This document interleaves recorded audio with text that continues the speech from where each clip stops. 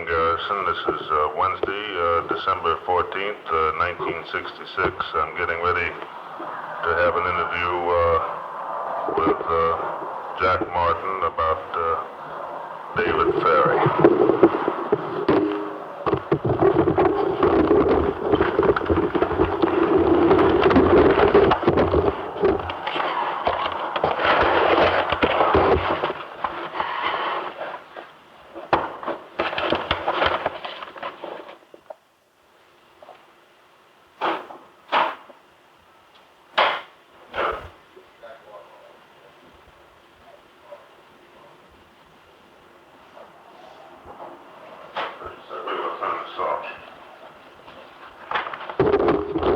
Did it come out when we was talking?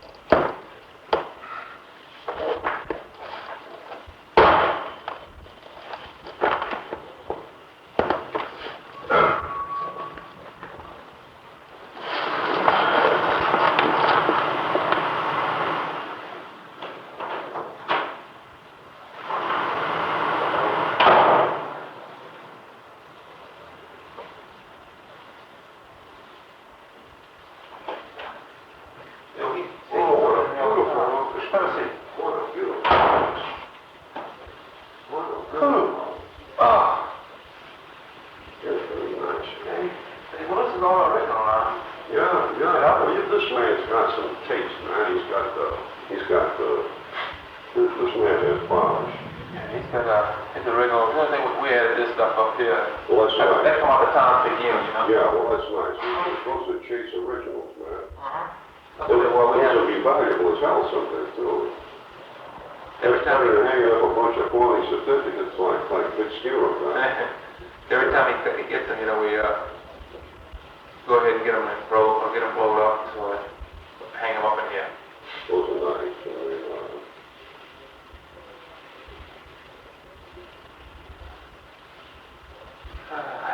He's got a beautiful set of books back there. Oh, he's reading, man. Those are good cross-index books they call.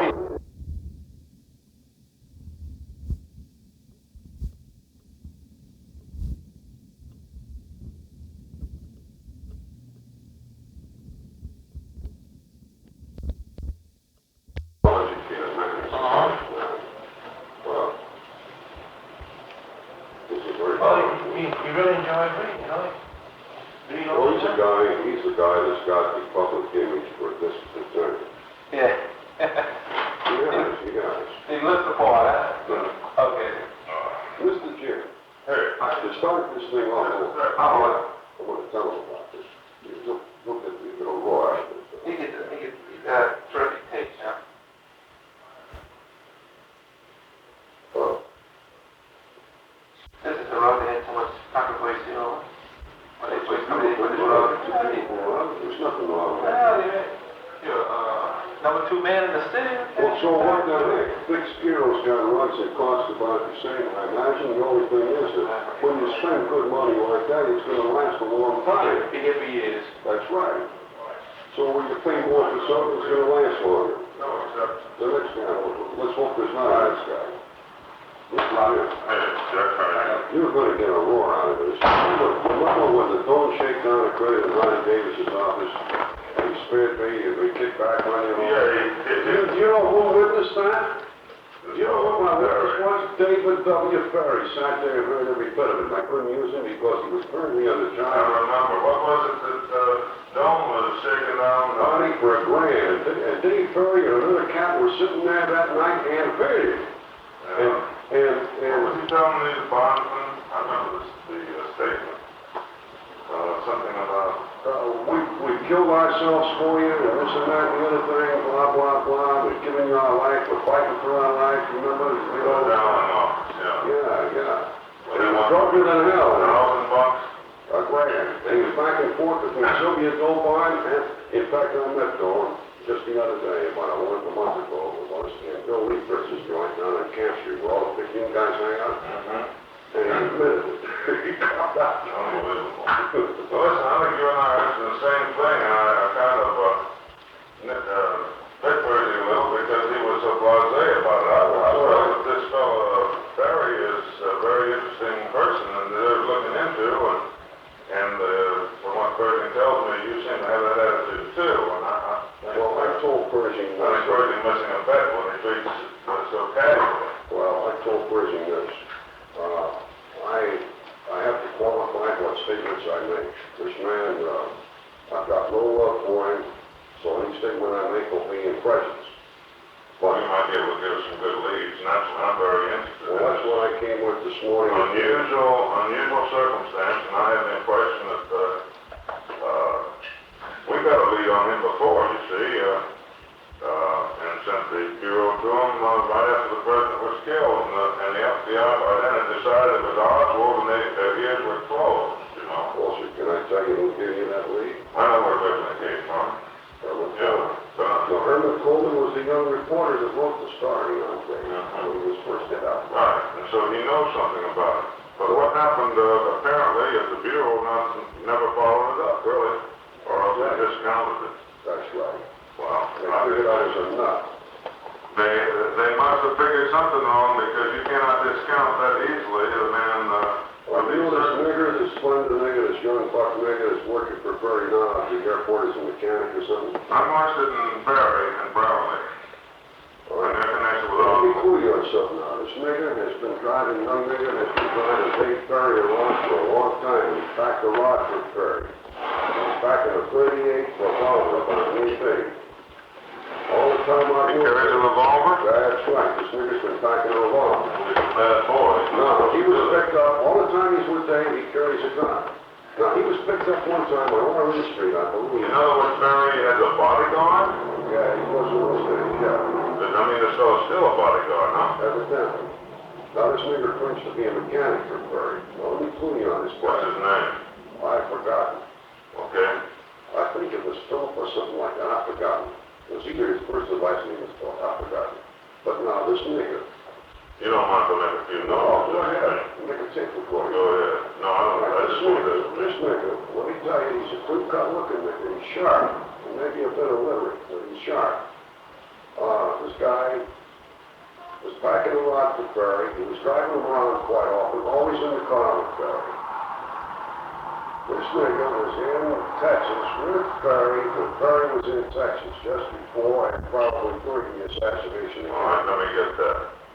He was in Texas? That's right, so I understand, because he went everywhere with Ferry. He flew with Ferry, and that's Stinson Boyd. Well, now, we know that this fellow Brownlee went, but he's not the Negro. Well, now, this We have heard from him. anywhere that Ferry and Brownlee went, this nigga was there too. Now, There may have been three of them then. that's right.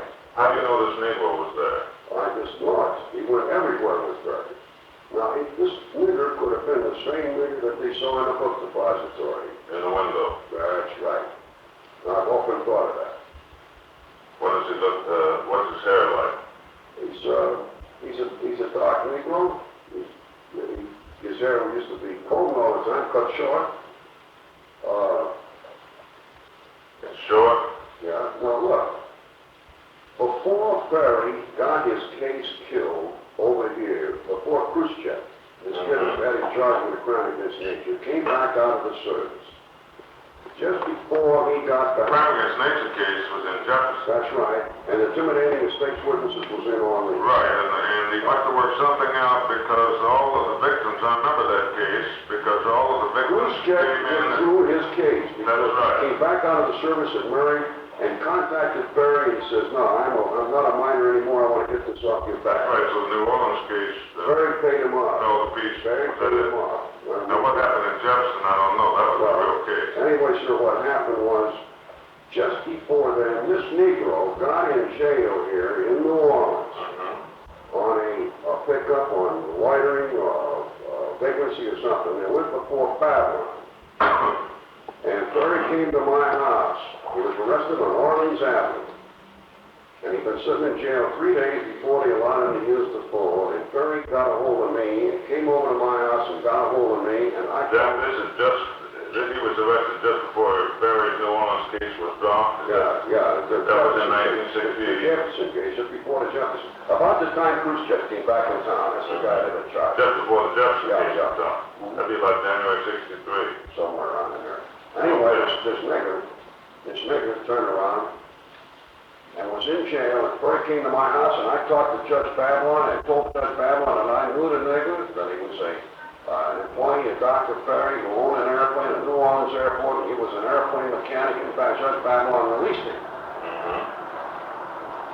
as a favor to him.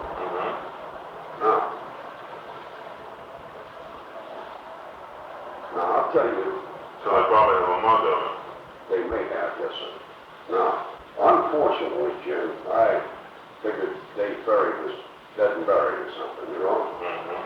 Unfortunately, here, about the time that he got in trouble here locally, and it was just before the assassination of Kennedy, there was a guy working in the case of Dave Ferry. He's trying to pull Dave Ferry's pilot's license because of these activities. You mean working for Eastern Airlines? No, this guy is better than that. Oh, really? This guy's trying to pull his pilot's license, yes, sir. This man is in Washington. When I was back in Washington, before I had a heart attack, I visited this man up there and we had lunch together. He and a couple of FBI buddies of his. This man is a former bureau man. He's a good friend of Aaron Cohen. He knew Cohen in the bureau, and now he's with he's either the chief or the assistant chief of the Office of Compliance and Security of the FAA. What's his name? Richard E. Dick Roby.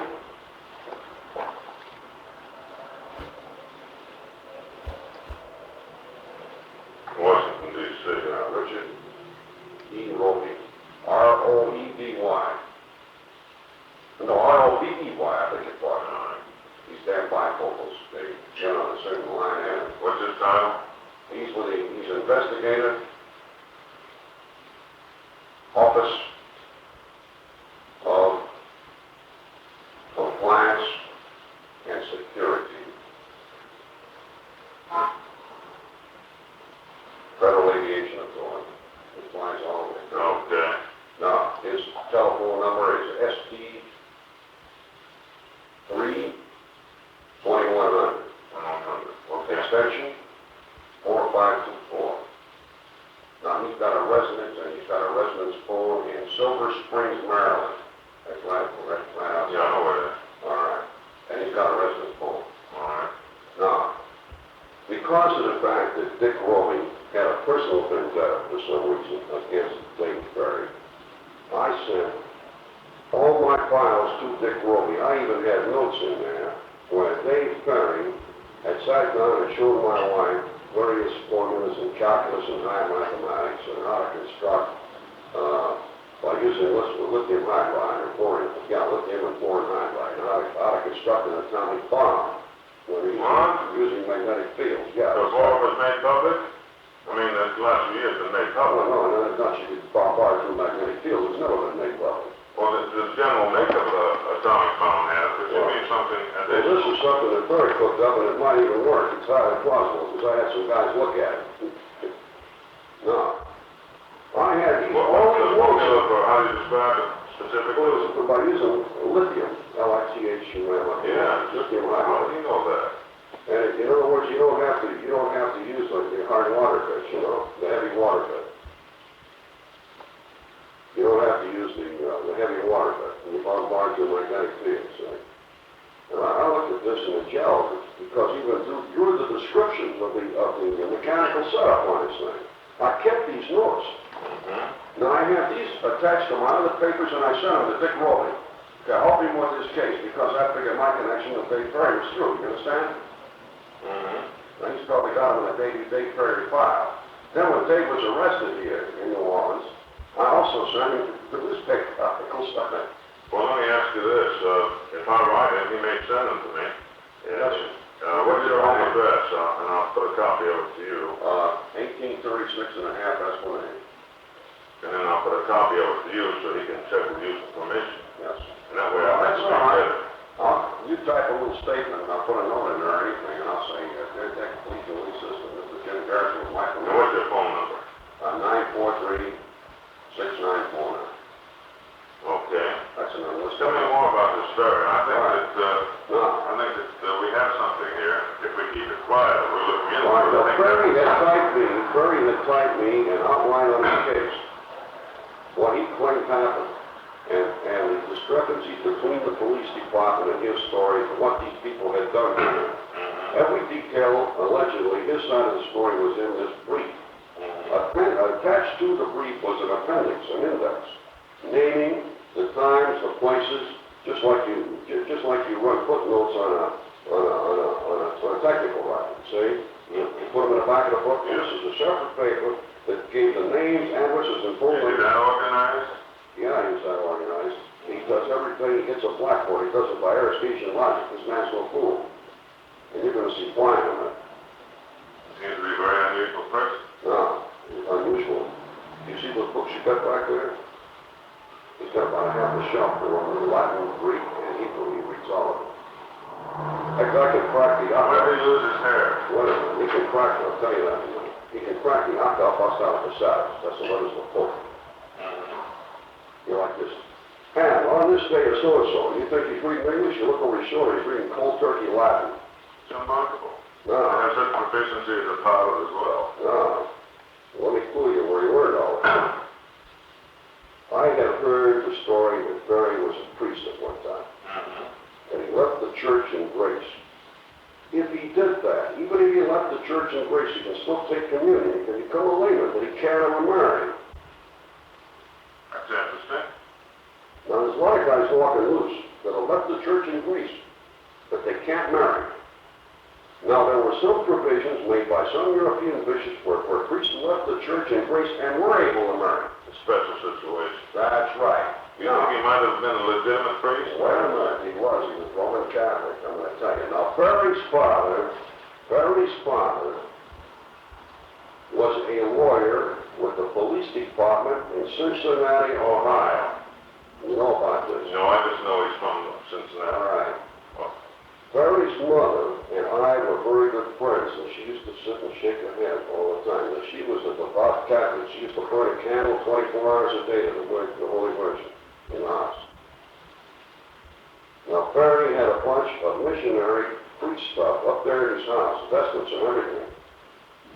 The only place you get those, this is strictly issue stuff.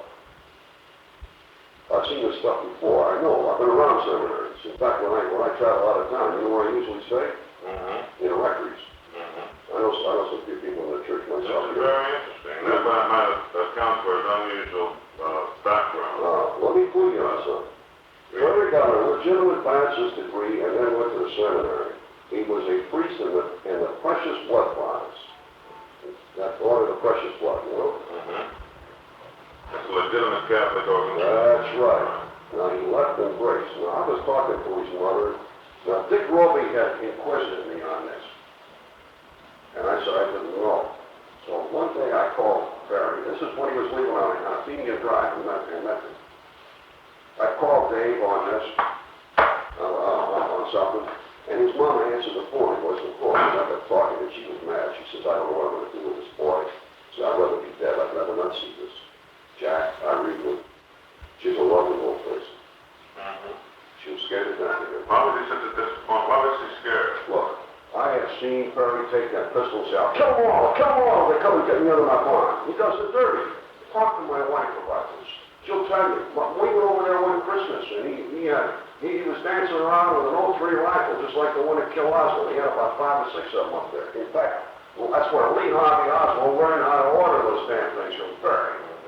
All right. So What anyway, was he talking about killing? his bondsmen, if he'd go off these bonds, his Crooks and Jefferson, he said, kill all cops. I mean, insane stuff, and he was sober. I'll tell you who else witnessed this. My wife, and there was a woman, no relation to us, Mrs. Martins, M-A-R-T-I-N-S. Now, if you remember correctly, when Perry was arrested... Mrs. Martin, what about her? You witnessed it? Yeah. M-A-R-T-E-N-S? M-A-R-T-I-N-S. Martins or Martin? Martins, M-A-R-T-I-N-S. All right. All right. Now, you remember when Perry was arrested by your people there on this charge on the Kennedy Bedford investigation? Mm-hmm. All right, so there was a November 25th. There was a Martin's boy in the bunch that they took in. Oh, that's it. That's her son. That is his protege. He got that kid a couple of college scholarships. I can never figure out whether Perry was fucking the boy's mother or the kid. Both. Both. All she was trying to marry this guy. And at that time, she had some stuff that was advantageous for him to marry her. He says, Jack, I can't. He kept on. He couldn't. Not that he wouldn't, but he couldn't. Now, Mrs. Martins lives, at that time, she lived at 606 Nashville. Was she attractive? She wasn't a bad-looking woman. She was in her 30s, I think, 30s or so. Mm-hmm. Very interesting. Go ahead. She wasn't what you'd call an ugly woman by any means, but she wasn't, she wouldn't win any Phelan beauty contests. She wouldn't project any extreme sex in the morning. Yeah. But she was a Martin boy's mother. Now, this Martin boy's a nice-looking kid. But I had a phone number, but her phone number no longer exists. That's all right. But this is the address I have. All right. Anyway, so I got Mrs. Perry on the phone. Would you like some coffee? If you want some, I got time. She said I get so many calls on my inside line, I throw the phone away. Anyway, sir, at this time, pardon me for being so impolite. I don't think about it. At this time, see, I get the old lady on the phone, Perry's mother. And I said, Mrs. Perry, she says, what do you mean? She says, this, I want you to go to Jack. You're working hard for this boy. I was trying to prove the guy innocent. I halfway believed it, you know. And so, but I had told Seidel Alberta, the sheriff's office, I said, I'm going to start this line thing. I'm going to tell you, Seidel Alberta was one of my boys at the sheriff's office in those days, you know. Like the business school. So I told him, the major, I said, look, if I can't just pass the line, I'm going to give you a full report on it. I won't take this. If the guy's telling the truth, I wouldn't do it. Because I didn't get that information from him. And I wouldn't do anything to hurt the sheriff. Go ahead, tell me more about him, though. Well, anyway, his mother calls me, she says, I said, she got to tell me, she said, when he was in the priesthood, he was never like this. I said, do you mean to tell me, Mrs. Ferry, that he was formerly a priest? She said, yes. I said, what order was he in? The precious blood fraud. I said, jive with what Ruby had said. You understand? So, now this captain, what's his name, at Eastern Airline, that was fighting Ferry's case with the against the Airline Pilot Association at that time. They got him on suspension. Son was a Jesuit, see? This captain's son was a Jesuit. And I was wondering why Captain Griner, that was his name. I wondered why Captain Griner was so vehemently against Ferry, see? And Captain Griner had told me that Ferry was a former clergyman. He'd been defrocked. Well, So anyway, let me tell you this now. So I called Ferry up later that evening, and I called Ferry and I told him, Dave, I said, I find out where this priest been, because this was hurting him with these cases against the airline. They claimed that he had a dual vocation to go back to the priesthood. They could have no airline pilots. They used this to hang their hat on, see? And I said, I found out where this priest stuff come from. It came from your mother. I said, come on over. He came over and I told him. I wouldn't tell him on the phone. Because Ferry's got a violent temper and I was afraid of what he might do. You might get this cat on the murder charge yet.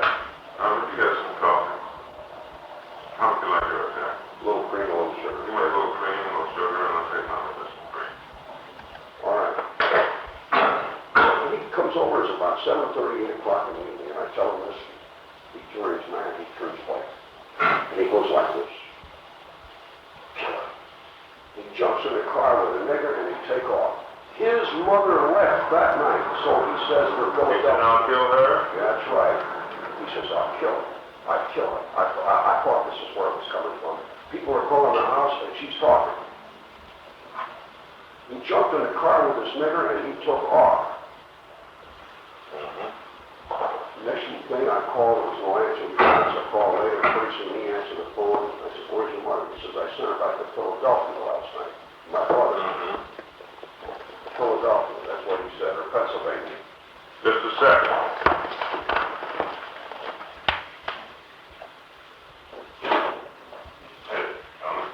You know Jack, don't you? Yeah, I think it's the one. Jack's giving us some interesting background on this fellow Perry. Anyway, listen guys. I said, you mean you sent your mother back this quick to Philadelphia? He says, yeah. 2 weeks later, Ferry takes off and went back east there to Pennsylvania or someplace back in there, I'll tell you, Pittsburgh, wherever it was. Allegedly his mother was replaced, but 2 weeks later he goes back to bury his mother. She quickly died, we'll put it like that. Now Barry is a very brilliant man and he's capable. She died before he went back. Yeah. Or whether she did or not, I don't know. She was sick, that was it. She was sick and he had to go back, and while he was back there, she died. Now this guy had bragged openly to me. He said, well, he says you can always poison by apoptosis. Now apoptosis is a system of poisoning where you can lay something on the skin, a certain culture, and it will penetrate to the outside tissues of the skin and go inside and it'll kill you. There's a lot of ways to kill a guy. There's a lot of ways to kill a guy without showing an autopsy. Doctors are not infallible, not even the best of toxicologists.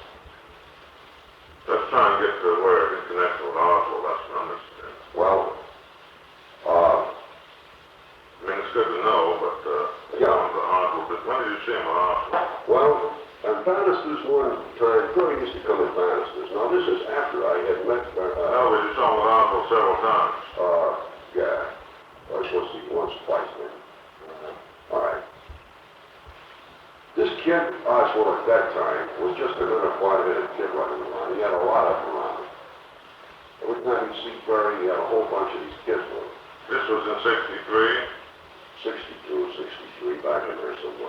I couldn't pinpoint. That's when he was in all his trouble, see? All right. Every 63. All right. Now let me tell you, give you the tie-in with Oswald was Barry from New York. As you know, when Barry was in his jam, one of his defense mechanisms that he came up with was that he was a CAP squadron commander. Do you remember this? Yeah. All right. Yet the CAP, he says the squadron didn't exist. Well, anyway, he had this raft of guns and stuff. Now, when I met, and he was training these kids in commando stuff, so I mean, he had a raft of pictures. He'd take these kids out of their cabins, and I understand he's still got these pictures. They gave about 10 photographs of these kids in combat uniform and their rifles and stuff, and they're out doing cookouts and stuff, see? Whether that's a function of the CAP or not, I don't know, but it was David Perry's way of handling things. He's still connected with it some way. No, wait a minute. He filed a charter. He learned how to draw in corporations when he went with Gill. And he filed a charter. I saw him in the mortgage office one day after he was with Gill, and he filed a corporate charter to stay in Louisiana. It says the Civil Air Patrol and Space Cadets. So that would be since 63. Well, around in there, you'll find it up there in the mortgage office in the nonprofit charters. As I saw the charter in Welcome in Gill's office. And in fact, he used to use Gill's notary seal and sign Gill's name as good as he could. Well, this isn't really a CAP outfit, it's just... Hell no, it's his own concoction. See, any three people in a nonprofit institution can incorporate.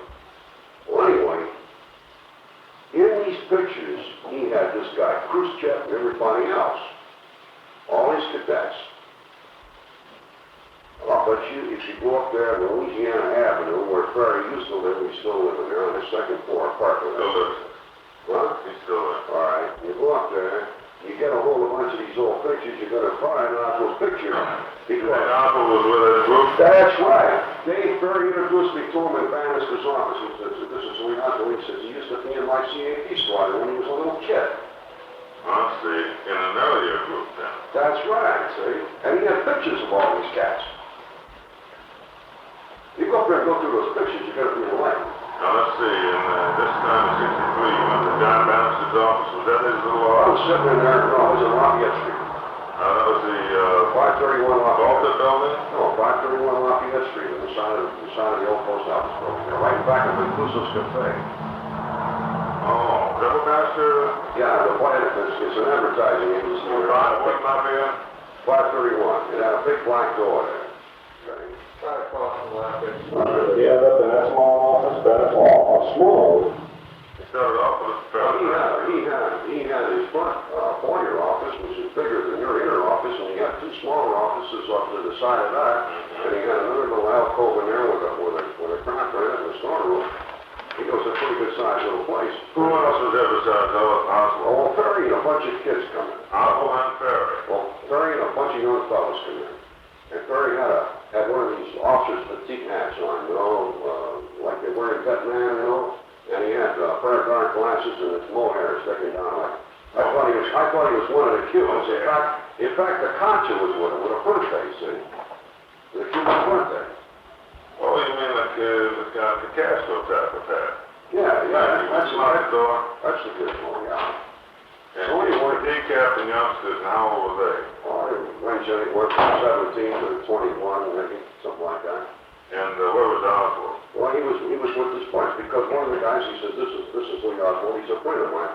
Well, I was sitting there, and I don't think anybody was in the office. When Miss Roberts, she wasn't even working there. All right, roughly how many kids? Bannister was in talking to some people, and these guys came in to see Bannister. Roughly how many kids were with Ferry? I'll say 3 or 4, including a Kacha and this guy, Oswald and Ferry, and there was a couple of other guys with The me. Tacha, who was that? Sergio Acacia, S-E-R-G-I-O. How old was he? A-C-H-C-A. Well, I'll give you a rough illustration. Sergio Acacia was in with the two Cuban diplomatic corps under the Fulgencio Batista regime. He was a PhD at Columbia University. Beautiful, just a minute, not so fast, that interests me. What was he with Batista? He was with the Cuban diplomatic corps. He'd been all over. He was a PhD at Columbia University. Do you mean to say that the FBI didn't show any interest in things like this? Well, I'm interested. Well, anyway, now Sergio was with Columbia, graduated Columbia University, he had PG work at Georgetown Did University. he dress in fatigues? Oh, no. He was with them, though. Oh, yeah. I thought it was some kind of uniform. Sergio is the type of guy that you're dealing with class. But he came in with them, Oh, nevertheless. yeah. You see, Ferry was helping the Cubans in those days, say, that's apparently. Yet they didn't trust him. He was helping these, what you might call the loyalists. The Front against Castro, the anti-Castro people, like they call it the Front. It was the Cubano, the Cuban Democratic Revolutionary Front. The Cuban Democratic Revolutionary Front. Is that it? That's it. It was first in the Baller Building. That was the first office, which I got the office for him. Cuban Democratic what? Revolutionary Front. I got Colonel Ball. I thought the Ball didn't get him off. Just a second. He was in the Balta. They were in the Balta building at that time? That's right. Colonel Balta. Remember that. Yes, sir. Okay. And Go ahead. And from there, he went down to the Newman building. On the 500 block of Kansas. Acacho's out there. Yeah. Was Acacho the head of it? At that time, yeah. Sergio Acacia and Carlos Carrega. He spelled his name. He's still here in the law, incidentally. He's married to a girl who's related to Fitzgerald. This guy is a pretty man too. Carlos, C-A-R-L-O-S, Carrega. Q-U-I-R-O-G-A. U-I-R-O-G-A. Yeah. Quiroga. Yeah, he lives at 3134 Derby Place. Derby, D-E-R-B-Y. Oh, that is the racetrack. Telephone number is 945-5524. Carlos Carroga's father is at the Pines. He's still in the panel with that. And he's not dead yet. Carlos has been against Catholic. Carlos hated very good fashion. Just a second. Let me write this down. Quiroga's father is still a prisoner of Castro? Yes, sir. He's in the Pines, son. Why would he hate Ferry? Ferry was helping him. This is what he said. We're back. Now, engineer, he's an electronics specialist. This guy he's a very brilliant kid. He wouldn't even- talk to him yet? I don't think so. They were bored with this league, weren't they? I don't know. I don't know whether they were or not. Well, I talked to them a little, and they didn't seem interested in anything that didn't support Oswald, as being the only man. They almost as if they just wanted to. Who likes to work? Huh? Who likes to work? I guess that's what it is. Yeah, well, anyway, Terry was mentioning that, and he's not interested too much, he was just got his foot to retire anyway. He's a nice little guy, I like him, but anyway, that's an opinion, I'm not going back. Well, he gives some interesting things here. Tell us more about this. Well, anyway, Carlos Quiroga, and Concha ran the birthday as a joint operation. Sergio is It's still in operation. yeah, no, Sergio is in New York somewhere. He was working for Ronnie Care Advertising Agency, was the last job he had, and he left there and went to New York. Correga and Sergio Acacia and Dr. Cordona, and in the spirit of the chief of police, given police under the Jackson Baptista was living there, were all good friends. Who's Dr. Goodhome? Dr. Cordona, if there were a president of Free Cuba, he might be it. He's in Washington. And they're all over the Madison. He's the real top man. Yeah, that's right. One of them. Was he bouncers on that day? Not that particular day, but I'm just giving you an illustration. All these guys.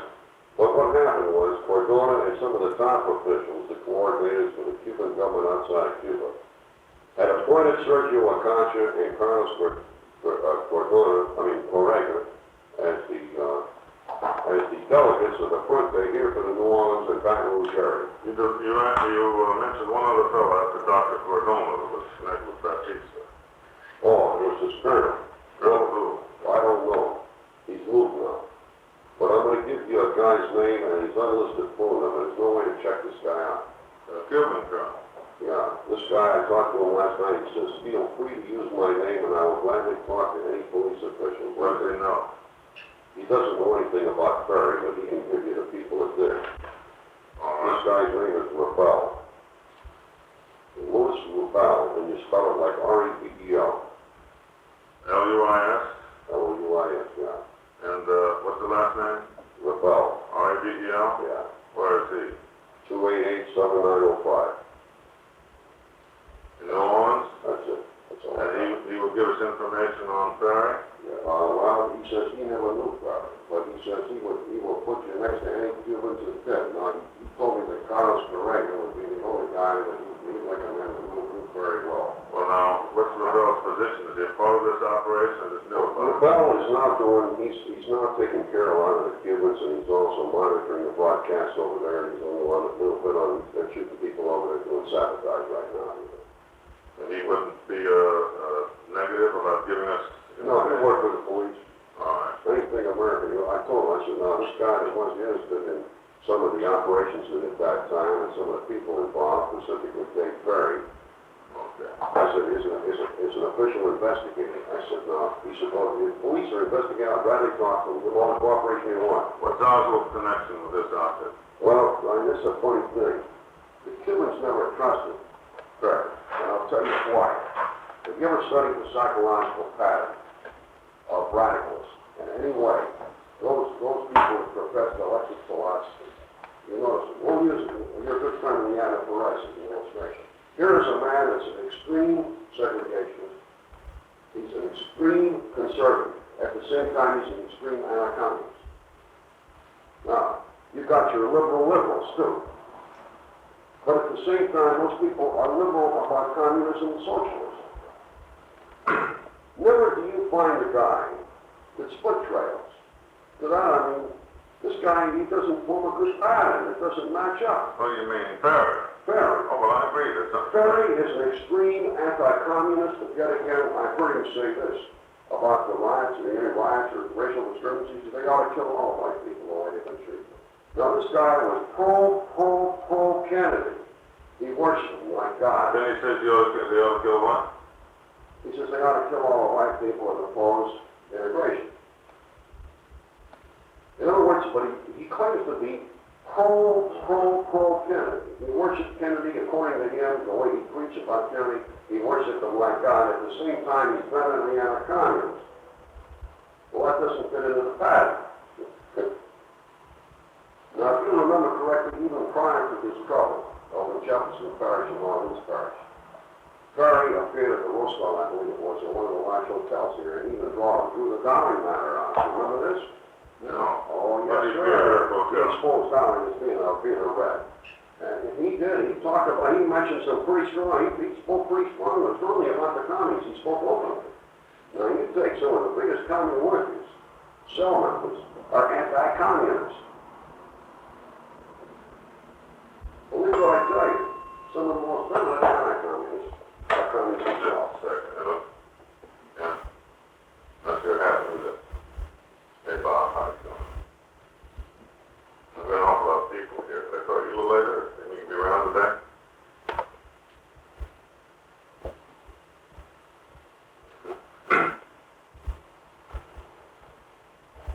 All right.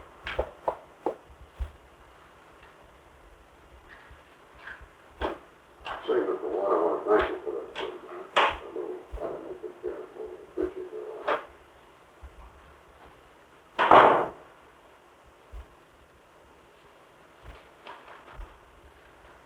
But can we go on with this tomorrow? I mean, there's no, so. Right, okay, I'll just tell you tomorrow. Okay.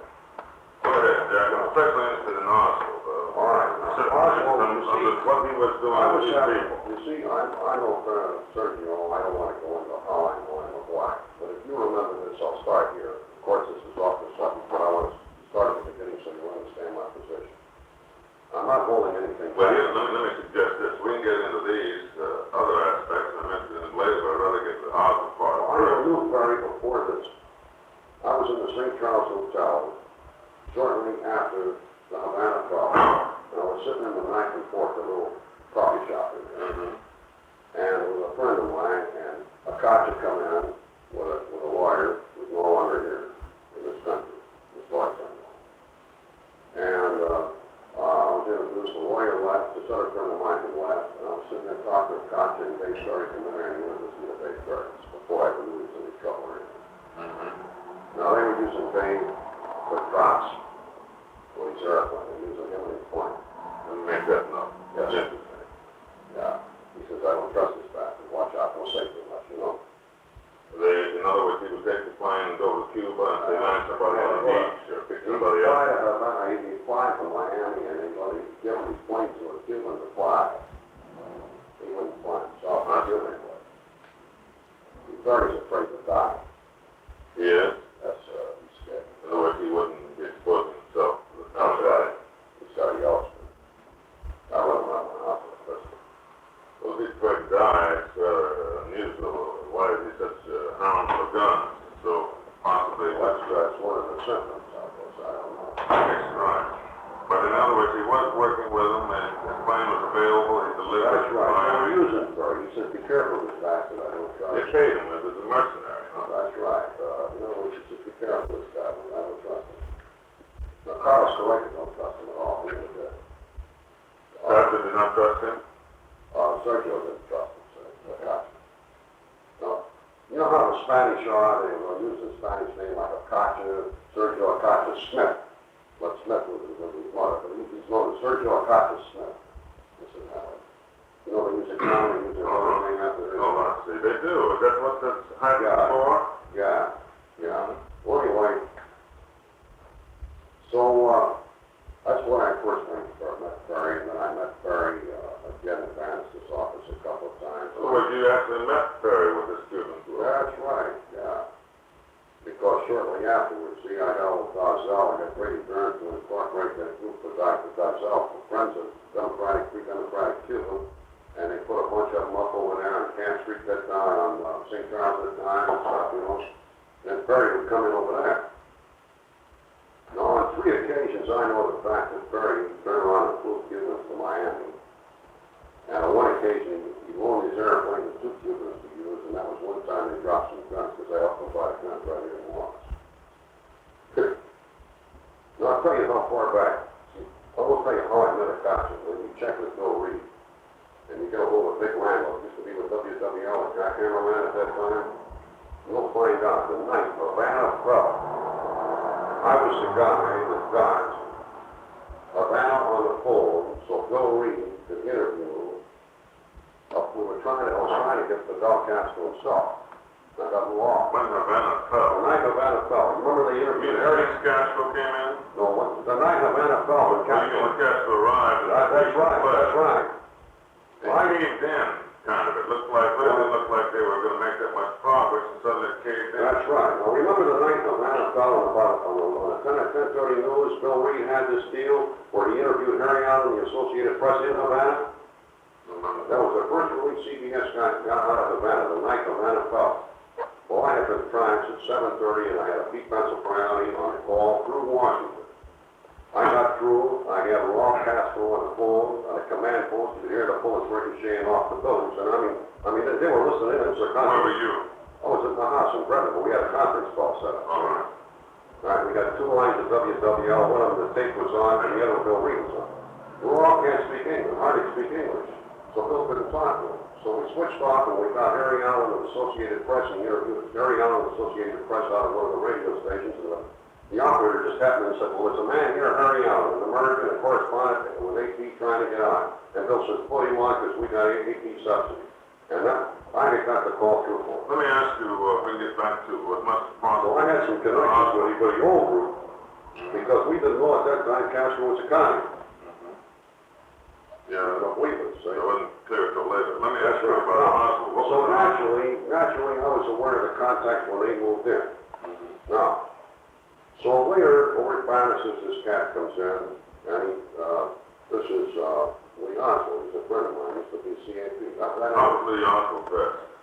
I don't know, they were all dressed in sport clothes, I The couldn't. only one in a kind of uniform was Barry, at least with a hat, huh? Yeah, he had almost a Castro rig, you know, he had a, yeah. Well, anyway. Do the kids have anything else besides civilians, I don't remember if you just had kids' sport clothes, typical high school kids, sport clothes, fatigues maybe, I don't know. was this group supposed to have It's so something to do? casual, you know, the manager was in there talking to some client or somebody, and all this gang of hoodlums comes in, and I recognize Dave. After I do a double take, he just takes sunglasses on, you know, and I see a caution. At first, I figured it's a bunch of the killers, and I did a double look, and I see these kids are in there, and I look at and Dave was peculiar looking. Were these kids supposed to have something to do with the Cuban operation, like a little? No, they were just Dave's friends, happened to be ganging with him because he was in trouble, he was charged, you know. The father Was Oswald just another one of his friends, as far as? apparently, yeah. Oh, I was casual, I don't know who this cat was. It was just casual, you know. It was less than 2 or 3 minutes, and then they went in and talked to Bannister. What he said, I don't know. How long were they with Bannister? Oh, hell, I don't know. I think I went over to those and had a beer after that. I don't think I went back by the time I came back there. They were talking. Either went in Jack Mancuso's cafe or over to Phil's next door. Because I think Joe Newbrook came in about then, and Joe and I went next door. Yeah. All right. On another occasion, Oswald had an office in the old Newman building, the old CIO building. It's the same year, 63. Yeah, about the same time. What would he be doing with an office of all I that? don't know, he had an office. You know old man Arthur? Yeah, vaguely. Jimmy Frank, Arthur. didn't he? Jimmy Arthur has got an office up there in the Newman building right now. And Jimmy Arthur is going and open the door. Some of Lee Harvey Oswald's pamphlets are still laying in there. Hell, the FBI hadn't even picked them up. Did he share a space with office? No, oh, hell no. No, he said Oswald was a con. But Dave used to go up and see up to this office up there all the time. Was office friendly with Oswald? Yeah, you know. They thought he was a convict, but he's friendly with him. Yeah, you know, he talked with him to get information out.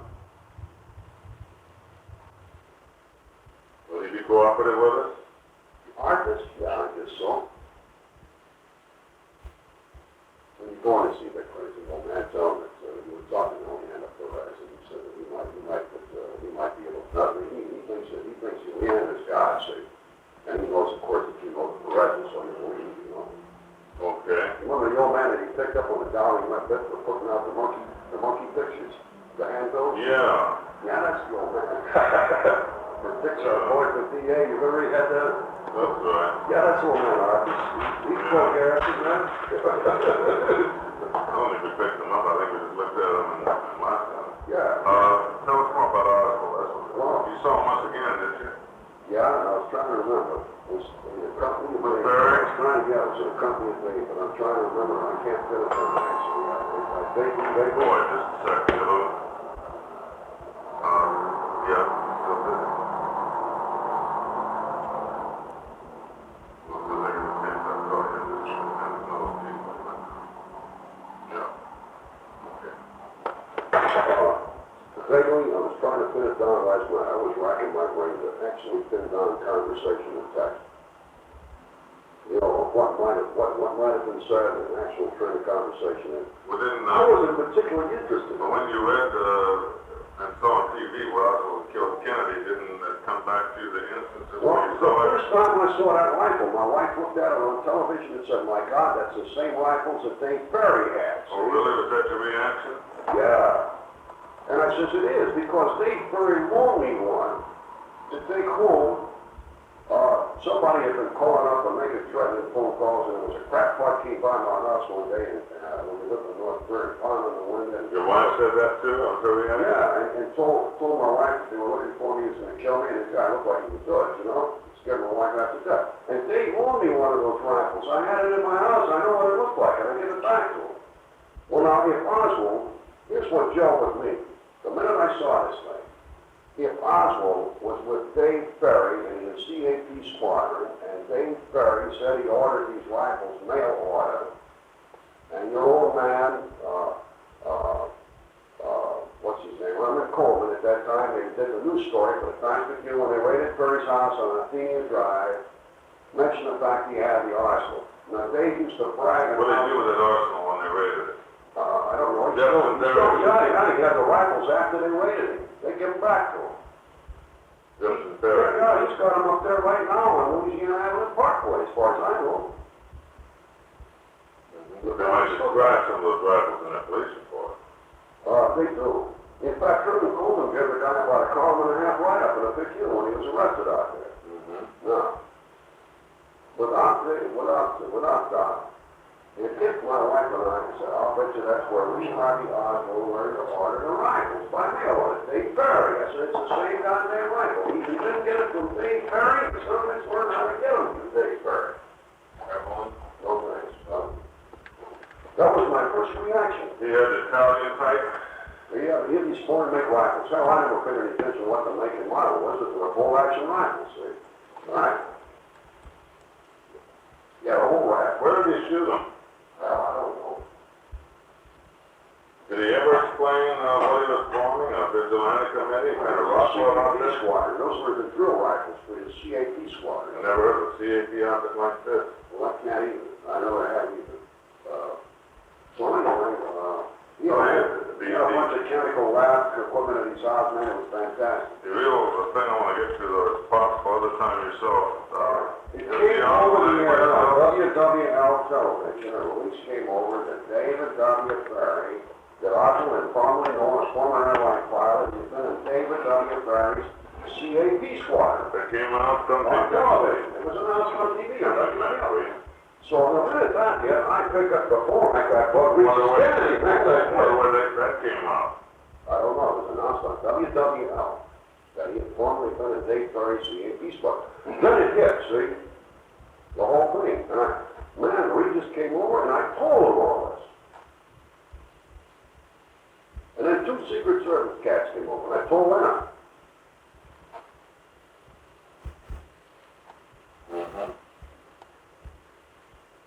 Now, David Ferry had two... Did these Secret Service people show any more interest in the FBI? No more? No. The man asked me, he saw my Louisiana Kunex Colonel Commission hanging up there, and he asked me about the colonel in the Army, and behind the wall, I said, no, I was a corporal, there's not much difference there, I just laughed, you know. And, I said, what difference does that make?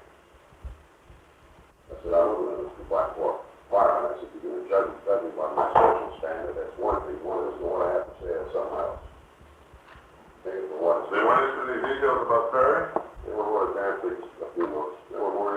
question of me. Oh, Oh, you mean they weren't interested in the connections with this Cuban group, for example? come see, come saw. But they didn't write a note, this conversation. Maybe a notation or two, they take a name out. But not like I'm doing. No. Anyway, In other words, looking back, I think that you have the impression now that they pretty much decided it was Oswald they were just well, close. they were probably fixed in their opinions. I never questioned the FBI as to their motives. It's not my business to do that. All right. But the minute my wife and I saw these, let me steal another minute. Come in. The minute my wife and I saw those things, we snapped. I couldn't help it. Because everything was the same, you know. Then this nigger mechanic was running around with the poor people when they seen this nigger up there. And now this nigger was with us. Well, he'd way out in the car all the time. I mean, with Barry. But he'd be driving Barry around, so this nigger had to know Oswald real well. And now I understand. In other words, that's your point about the Negro. That's right. Bodyguard. He had kind of a bodyguard who was with him now constantly and always was, even wherever he went. So he had to know. Now Did these federal agents who questioned you show any interest in that possibility? not a thing. Didn't face it. Now this nigger, the reason I got mad at Barry one time was the fact that the nigger had called my house and got my wife on the phone. And he got flippant with her, he got smart with her. And he said, Doctor, why don't we talk that way to my wife, you know? And so I told Barry, don't bring him around, I shoot him. He's really a bodyguard. Yeah. But this nigger carries the gun, and Barry will say, give me the gun. And the nigger will hand him a pistol. The nigger carries the Turkey belt.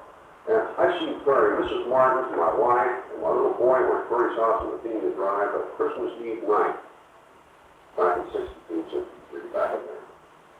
And he had got a room on the bonds were after. And he was swinging, he was doing a derby. He didn't have a drink in.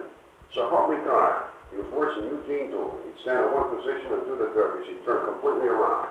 He just wouldn't, just go up in the air like a flying saucer. It's not an easy man. We left. We had some friend of ours come over and pick us up in a car and go home. What about Oswald? You might have seen him somewhere else. Did you ever see him at his home or any place like that? If I remember correctly, at the street, it might have been at his house. It might have been at his No, house. but you did see him some other place one time. Yeah. I was thinking yesterday that it was at Barry's house. It may have been, because there was always a gang of young people in there. But I would go over there and talk to Dave strictly about his case and his This business. is a house on Athenia Drive. Athenia Drive, yes, sir. No, I've never been in that apartment up there. No. Barry, the reason Barry got teed off at me was that there was a guy by the name of Alexander Turner, the Right Reverend Alexander Turner. He's the Archimand Right under Basher at that time. He was the Metropolitan for the Syrian Orthodox Church in New York. It's a valid, legitimate, part of patriarchal church out of East Steinbold, you know, and Congress of course. Barry made application to him for the Basilian Fathers to enter the Orthodox priesthood. Now, I had known Turner. In fact, Turner sends me his magazines, Orthodoxy, and all the literature. I get it free. I never paid a cent. I've known Turner this well. So, Alex writes me, and he says, Jack, what do you know on this man? So I go to the Big News, and I get copies of all of the news articles. And I said, whether the man is guilty or ignorant, innocent, here's the state of the guy. I said, I can't lie to you. Here's the truth. Make your own decision. Barry found out that I had killed his application and was dead right now. Then he tried to get ordained by another Orthodox. Why did he want to be a priest I so don't well? know. In other words, he felt he had a sideline and a vocation to get back to like this. And he lost his airline connection. What does he do for a living? He gets checks in the mail. His mother used to get checks all the time, and he'd take them away from her and cash it. And one check especially used to come. It He looked has like checks now? Well, I mean, I've seen that. I He don't got know. checks. At the Athenia Drive, he used to get the checks, and one of them was a check that looked like it came out of a large checkbook for a Dectograph. I can never see what company it was on. It was a kind of a pink-looking check. Do you know if he works now? You know, he worked for G. Ray Gill. Yes, but since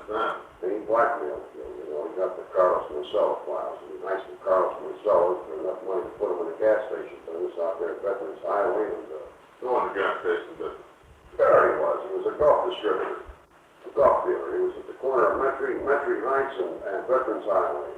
What happened to that? I don't know, Carlos might sell on it several $1,000. It kind of goofed off at it. Now, Carlos might have something in this airplane business, I don't know. He might have had to do that to keep the contract off his neck, I don't know. The Gulf Station is now owned by Polizzi, Polizzi. That's the Gulf Station. The telephone number is 835-9214. Who's it owned by now? Polizzi. Polizzi? Yeah, What's his first name? I don't know. But his telephone number is 835-9214. 835-1? 9214. 9214. I understand he's not too happy with that. All right. I haven't talked to Mr. Polizzi, but I got this from the Gulf people, so. This is what I overheard from the guy that used to deliver gasoline out there from the station. All right. Can you recall anything about the other circumstances when you saw Oswald in any way? Well, I know that Oswald had those offices up there that were Kelly's Grandmas. That's around, let's see, Bill's address is 540. No, but I mean in his connection with Perry, like at his home. Well, Perry used to go up there back and forth in that office all the time. Well, you put Oswald's office? Yeah, hell yes he did. Yeah, that's it. Perry was an anti-communist, yet Oswald and he are tight, see? That's what I mean. How did you know he was going to Oswald's office, Jack? Well, he was upstairs, going up and down the stairs there all the time. After the regular court, they had moved out of the building. In other words, you bump into him there? I was coming around from Bannister's all the time, going over to Bill's or in Mancuso's Cafe. I'd see him coming in and out. See his car parked out there in the street. I knew damn well where he was. I see Bannister's office in the same area, you said. That's right, at 531 or Lafayette, right around the corner in the rear of Mancuso's Cafe there. Mancuso's right on the corner, Jack Mancuso's place. Then there was a little shirt shop, then the entrance to the Newman building. And then next door to that was the shirt shop, and next door to that was Bill's bar, see? Incidentally, you know who owns that building there, don't you? Oh. Sam Newman downstairs with Louis Hyde. That's Warren Bannister's office. Bannister owed Newman about 4 G's when Bannister died. Did he ever explain why he was with Oswald so much? No, I never asked him. No, I didn't know nothing about Oswald at the time. At this time, Perry was still an investigator with Gill. That's right. This is before the time. And then he started to go with Gill. And then Brown Lee went with Perry up there too, you know.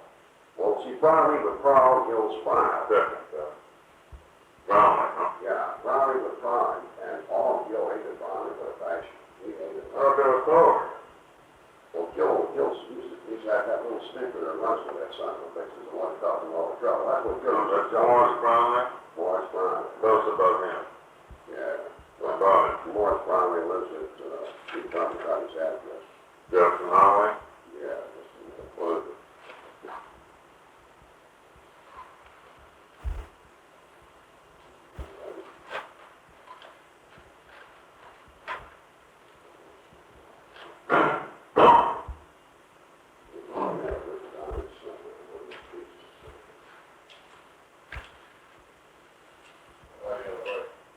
Talk to water law, couldn't be nice. There's no intention whatsoever of condemning you. You just came at the wrong time. I was rough, and he said, no, you misunderstand. He said, I did it all, he said, I'm gonna put it in there just like you said. Board law has always been very fair. Just, in case it was thrown at the wrong time, don't you? So, it was, like we said, I may even be able to give you a post number.